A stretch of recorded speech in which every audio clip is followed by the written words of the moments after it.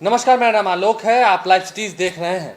बात होगी आज छात्र छात्राओं की। हम बात कर रहे हैं जेई और नीट की एग्ज़ाम की तैयारी कर रहे हैं विद्यार्थियों की। इस वक्त हमारे साथ अभिषेक झा मौजूद हैं, शिखर करियर इंस्टीट्यूट के संस्थापक हैं, खुद पढ़ाते भी हैं। क्या लगता है इस आपदा के दौर में? चर्चा की शुरुआत करते हैं आपसे। सवाल लेते हैं, क्या बच्चों के भविष्य के साथ खिलवाड़ किया जा रहा है? अगर एग्ज़ाम नहीं देंगे तो भी फंसेंगे, एग्ज़ाम देने जाएंगे तो कोरोना का डर है। देखिए आलोक, ये आपने ठीक कहा, बड़ी दुविधा की स्थिति है। दोनों ही पक्ष हैं इस बात के। एक पक्ष ये है कि यह जो परीक्षा है वह मई के महीने में ही आयोजित हो जाने वाली थी, लेकिन कोरोना जैसी महामारी की वजह से इस परीक्षा की डेट को आगे बढ़ाते बढ़ाते अभी सितंबर तक टाला गया है। 4.5 महीने बर्बाद हो चुके हैं विद्यार्थियों के। जो भी मेधावी विद्यार्थी इस परीक्षा की तैयारी कर रहे थे, उनका मोमेंटम उस तरह का नहीं रह पा रहा है। बार बार इस तरह की जो भी घटनाक्रम अभी घट रहा है उसके लिहाज से अब अगर इस परीक्षा को स्थगित किया जाता है या फिर इस परीक्षा को अभी आयोजित नहीं कराया जाता है तो पूरे देश को मानव संसाधन का या कह लीजिए डॉक्टर्स इंजीनियर्स का भारी नुकसान हो सकता है। इतने सारे बच्चे जो इस परीक्षा की तैयारी कर रहे हैं वे लोग एक उम्मीद के साथ हैं कि परीक्षा दे पाएंगे और कॉलेजों में दाखिला ले पाएंगे। लेकिन दूसरा पक्ष मैं आपको बताऊं, दूसरा पक्ष ये है कि आप देख रहे हैं कि भारत देश में कोरोना कितने व्यापक स्तर पर फैल रहा है। अभी पूरे विश्व में सबसे ज्यादा केसेस एक दिन में भारत में ही मिल रहे हैं। और तब ऐसी परिस्थिति में यदि 25 लाख विद्यार्थी और उनके अभिभावक एक जगह से दूसरी जगह जाते हैं तो संक्रमण का खतरा और बढ़ सकता है। कोरोना की बात आपने कही है, ये भी सुनिए। और बिहार में बाढ़ की स्थिति भी फिलहाल है। 18 जिले प्रभावित है। अगर किसी को भागलपुर जाना है एग्जाम देने के लिए तो कैसे जाएंगे? नहीं, वही बात है ना कि एक तो कोरोना की स्थिति है ही और बिहार तो दोहरी मार झेल ही रहा है। हम लोग इस बात की चर्चा कर ही रहे हैं कि बिहार में इतने सारे जिले पहले से ही बाढ़ में प्रभावित है।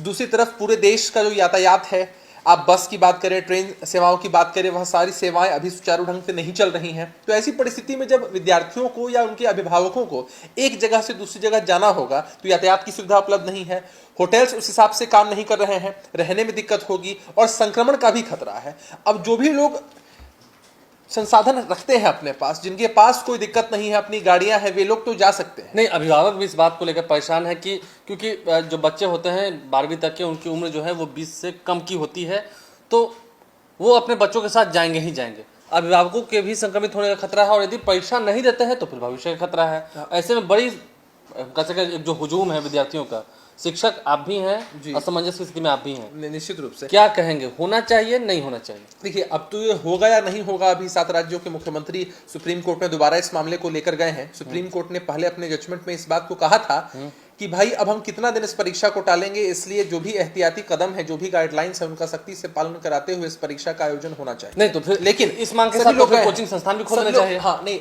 निश्चित रूप से अगर ये परीक्षाएं होती हैं आने वाले समय में, अगर संक्रमण ठीक रहेगा, संक्रमण का खतरा पहले से घटेगा, तब हम इस बात को कह सकते हैं। नहीं तो अभी जान सबसे कीमती है, किसी भी बच्चे की बात करें या अभिभावक की बात करें। और आमतौर पर हमने देखा है कि कभी भी इस तरह की परीक्षाओं में अपने बच्चे का मनोबल बढ़ा रहे, इसके लिए जो भी पेरेंट्स है, जो भी गार्जियन है, बच्चों के साथ एग्जामिनेशन हॉल तक जाते हैं। एग्जामिनेशन हॉल के बाहर खड़े होकर, चाहे धूप हो, बरसात हो, आंधी हो, इंतजार करते हैं कि मेरा बच्चा परीक्षा देने के लिए गया है, परीक्षा देकर जब निकलेगा तो मैं उसके साथ रहूंगा, उसका मनोबल बढ़ाने के लिए। तो कुल मिलाकर हम भी जाएंगे तो नहीं, आप जिस तरीके से कह रहे हैं, सवाल सीधा यही है कि सीधा सीधी छात्रों के भविष्य का सवाल है। तो क्या लगता है इस वक्त उन्हें क्या, क्योंकि फिर इन सब चीजों बातों से वो डिप्रेशन में चले जाएंगे या बहुत तनाव हो जाएगा। अवसाद का भाव निश्चित रूप से छात्रों में आ रहा है। जैसे परीक्षा अगर समय भी कम बचा है। देखिए आलोक, अब आपने भी पढ़ाई की है, मैंने भी पढ़ाई की है, मैं तो लगातार बच्चों के बीच में भी रहता हूँ। जब हमें मालूम होता है कि परीक्षा 7 दिनों के बाद है तो इंसान की तैयारी उसके हिसाब से होती है। और अगर मालूम चल जाए कि 1 महीने के बाद है तो इंसान की जो तैयारी होती है वो शिथिल हो जाती है, खाली दिमाग शैतान का घर होने लगता है, बहुत सारी बातें मन में आने लगती है। और इस तरह के भाव से सारे जो विद्यार्थी हैं ग्रसित हैं, कहीं ना कहीं अवसाद का भी भाव आ रहा है। ऐसे समय में हम आपसे ये भी एक सलाह लेंगे, ठीक है, असमंजस की स्थिति है, सुप्रीम कोर्ट क्या फैसला लेता है, सबको इंतजार रहेगा सुप्रीम कोर्ट क्या कहता है, मुख्यमंत्री इस पर क्या फैसला लेते हैं, बिहार की बात अलग है। आप इस वक्त छात्रों को सीधा सीधी क्या कहना चाहेंगे? देखिए, छात्रों से मैं ये कहना चाहता हूं कि बड़ी ही विपरीत परिस्थिति है। आप लोग अपने घरों में अपनी तैयारी कर रहे हैं, सुप्रीम कोर्ट ने एक बार निर्णय दे दिया है, उसके बाद भी 7 राज्यों की तरफ से यह दोबारा से यह अपील की गई है कि भाई इस परीक्षा को टाला जाए। यदि परीक्षा समय पर आयोजित होती ही है तो मेरी सरकार से और एनटीए, नेशनल टेस्टिंग एजेंसी, जो इस परीक्षा का आयोजन करवा रही है, उनसे मेरी यही मांग है कि कागज पर तो आपने बता दिया है कि ये सारी गाइडलाइंस है, सोशल डिस्टेंसिंग होगी, 2 पाली में परीक्षा होगी, मास्क लगाना है, सैनिटाइजर का इस्तेमाल करना है, बहुत सारी बातें आपने कह दी हैं एहतियात के तौर पर, लेकिन सिर्फ कागज पर ही नहीं रह जाए, यह सारी चीजें स्ट्रिक्टली सेंटर्स पे फॉलो होनी चाहिए, ताकि हमारे देश के जो भविष्य हमारे बच्चे हैं जमीनी धरातल पर दिखना चाहिए। और क्या ट्रैवल के लिए सरकार को व्यवस्था नहीं करना चाहिए? और सरकार को अभी जैसे बिहार में आपने देखा है कि इतने दिनों के बाद अभी बसों का परिचालन शुरू हुआ है, इतनी बड़ी परीक्षा आयोजित होनी है और सितंबर की शुरुआत से ही आयोजित होनी है, तो पूरे देश की सरकार को, भारत की सरकार से हम ये चाहते हैं, राज्यों की सरकार से हम ये चाहते हैं कि ऐसी परीक्षा में भाग लेने के लिए बहुत सारे विद्यार्थी एक स्थान से दूसरे स्थान जाते हैं। अधिकांश लोग संसाधन विहीन होते हैं, उनके पास उपाय नहीं होता है कि उनकी अपनी गाड़ी हो, अपने से कहीं पर जा पाए। ऐसी परिस्थिति में सरकार को इन सारी मसलों पर संज्ञान लेते हुए इन सारे लोगों के लिए यातायात की व्यवस्था, रुकने ठहरने की व्यवस्था, सब कुछ सुगम करनी चाहिए।